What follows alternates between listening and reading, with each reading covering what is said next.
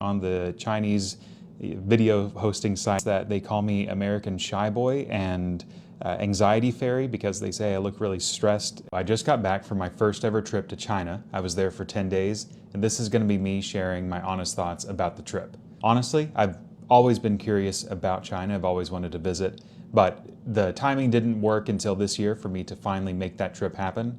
Part of the reason for that is their new transit without visa program. I think that's been a couple years old now, where it started off, I think maybe in 2023 or 2024, where you could get a transit without visa for 24 hours at first, and then they extended it to 3 days, like 72 hours, and it still kind of wasn't on my radar. But then in December 2024, they updated that to where it was 240 hours. So that means 10 days that you can travel to China without having to apply for a visa.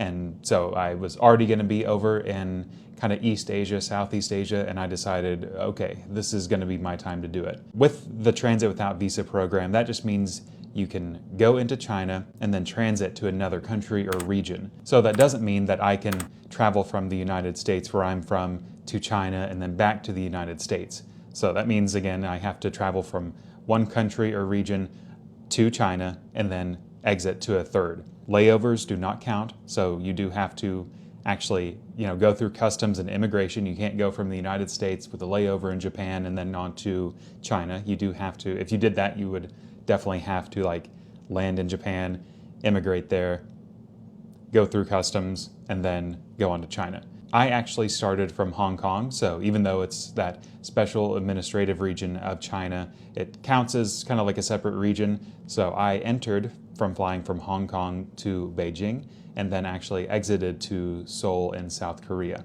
And my first impressions of China, so after landing, was definitely the infrastructure. We hear about it, see it on social media all the time, but I cannot deny China is killing it with the infrastructure. The subways, their airports, train stations, everything is really nice, new. It's easy to get around. I will say maybe taking a taxi was not the best experience for me. That's the only thing I would say. Just stick to taking the subway, taking the bus, because I often found myself taking a taxi because it seemed like it was a cheap, comfortable option, but I just ended up sitting in traffic for so long when it would have been just much quicker to take the subway or even ride a bike. And then the language barrier. Of course, that's something that maybe seems stressful to me. It seems kind of fun. I think with traveling today, it seems like almost everybody seems to speak English everywhere you go. And it almost seems like the old days of travel where maybe people didn't speak English as much are gone. But in China, you definitely get to experience that. I was surprised, even the hotel that I stayed in, the receptionist, none of them spoke English and were using their phone to translate. It was very cool. I didn't run into any issues with that. Everybody mostly was just able to translate on their phone. And as long as you maybe have a app to translate on your phone, you're going to be able to be fine there. Just something to keep in mind. Some of those Western apps are blocked. So if you have maybe Google Translate on your phone, that won't work unless you download the languages offline before you arrive in China, which isn't really that hard to do. As for what surprised me about China, I would say that getting around was maybe easier than I expected. I really didn't know how it was going to be, but either taking the bus, taking the subway, taking a taxi, or even walking through kind of these narrow alleyways, I had the app AMAP downloaded, since Apple Maps and Google Maps don't work as well in China. So getting around Beijing specifically, I really had no issues, and that was kind of surprising. And then as for what was maybe harder that surprised me, I guess booking things like the Tiananmen Square, how you have to book it maybe days in advance. I think my travel style is kind of run and gun. I don't book things too far in advance. And it seemed like with seeing sites in China and some of those preparations, like things you book, train tickets, it is best to maybe do those kind of more so in advance instead of waiting for the last minute, kind of deciding the day of what you're going to do. So kind of needing to be more prepared is something that maybe surprised me. And I don't know if this was a good thing or a bad thing, but I definitely maybe didn't expect to be the only Westerner around the majority of the time. Even in a place like Beijing, because at the airport I saw other Western people, right? And then I guess whenever we went off into the rest of China, like I didn't see many other Westerners around, especially whenever I went to Chengde, the kind of a town an hour north of Beijing. There was like no other Westerners. In Beijing, I saw like one or two, which still surprises me because it's such like a big city, the capital. Again, it's not really a bad thing, but it surprised me that I didn't see many other foreign tourists there. As for travel logistics, I would say that Alipay, WeChat, yep, it's definitely much easier if you've got it. I had Alipay and WeChat, and I ended up using Alipay much more. I liked that it had like multiple things built into the app, so I could get like a taxi through the Alipay app. I found out how to get food delivery through the Alipay app. So it's one of those kind of like you can do anything in the app. I think in China you can even like pay bills with it if you're like a resident or a Chinese citizen. I did have a little bit of issue at the beginning with Alipay and WeChat, but I think judging from all the comments I got on my first couple of videos there in China, it seemed like it might have just been an issue with the seller not having their account set up to accept foreign credit cards. And so it might have just been an issue with that restaurant that I went to, and I didn't need to like do a bunch of change with my Alipay app.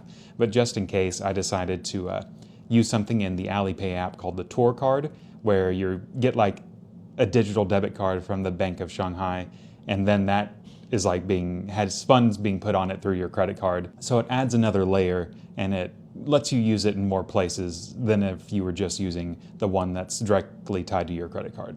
And again, the app AMAP, since Apple Maps and Google Maps maybe aren't as good there, that was one I downloaded, and it was pretty useful to get around. And at least in Beijing and in Chengde, everything was clean, safe, had no issues there, everything felt fine. And as far as cultural standouts, I will say, especially in Beijing, I mean, the food was incredible. We knew the food in China was going to be awesome, but I guess I didn't know that in Beijing. It does make sense, though, if you think about it, that they have like restaurants from all of the regions of China. And so you can get Sichuan food, you can get Chinese Muslim food, traditional Chinese dishes. They just have everything there in Beijing. And so I ate so much good food. It was really, really great. They had I'm not gonna lie, I went to like a brewery with Western food, and it was awesome too. Like everything I ate in China was awesome. The people in China were also really nice whenever I did get a chance to talk to them. I had a few people help me out. I met some people at like a coffee shop that I talked to, and actually the owner of the cafe told me to stay and eat food with them, and ordered some dumplings, and I got to try the century egg dumpling for the first time. Would I go back to China? And for me, the answer is absolutely. There is so much to see there. I know this video is talking about my first trip to China, but I really just visited Beijing and Chengde. And so there are so many other places to visit in China. It's a huge country, and it varies from region to region, just like in the United States, of course.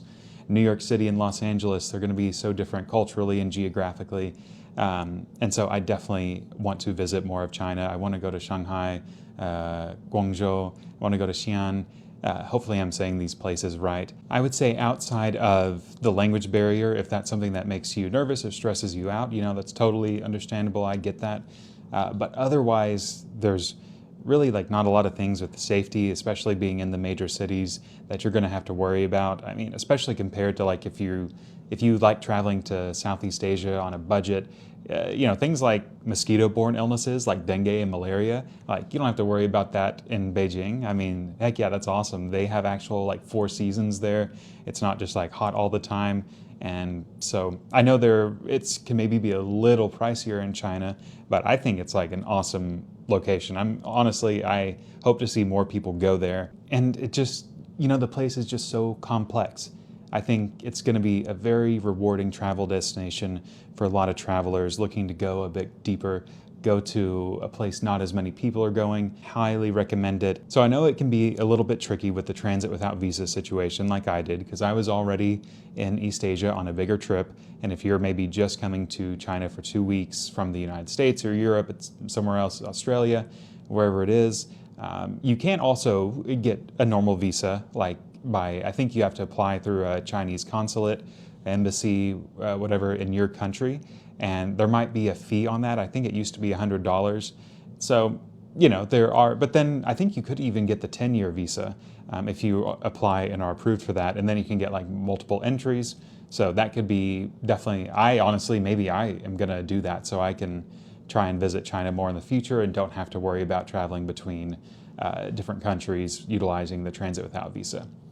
So anyways, thanks for watching, everybody. Let me know in the comments if China's a place that you want to visit or if you've been, what you thought. Also, thanks to everybody who's been watching my videos and also all the people that have been watching on the Chinese video hosting site Bilibili. People have let me know in the comments that they call me American Shy Boy and Anxiety Fairy because they say I look really stressed and anxious. And, you know, they're not wrong. I am an anxious person. I'm not going to deny that. But I still had an awesome time in China, even though I'm anxious before I go anywhere new. What can I do? All right. Anyways, thanks everybody for watching, and then I will see you in the next video. 关注我，看尽国外热门视频。